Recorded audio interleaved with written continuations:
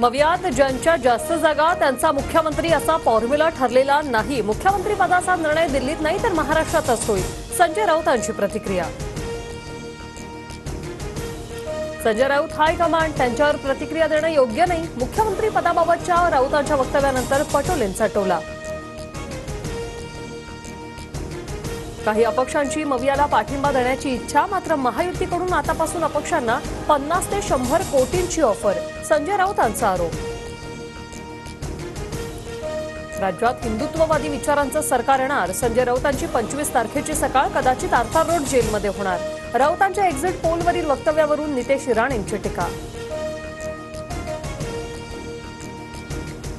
अजित पवार बारामतीत पडले तर आव्हाडांचं आयुष्यभर गुलाम होईल।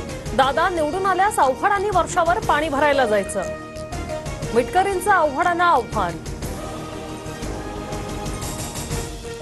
निकाल लागल्यानंतर प्रमाणपत्र घेऊन थेट मुंबई गाठा। पवार गटाच्या ऑनलाईन बैठकीत उमेदवारांना सूचना।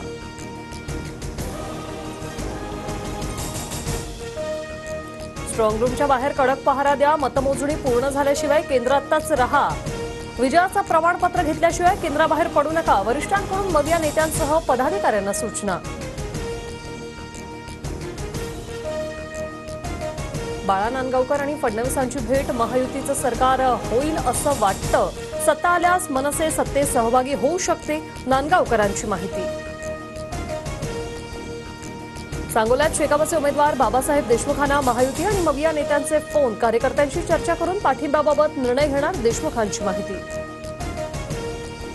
पंजाब पोलिसांनी केलेला लाईव्ह एन्काउंटर कॅमेऱ्यात कैद। जालंधरमधील 2 गुंडांना शूट करत अटक। एन्काउंटर दरम्यान 2 पोलीस कर्मचारी जखमी झाल्याची माहिती।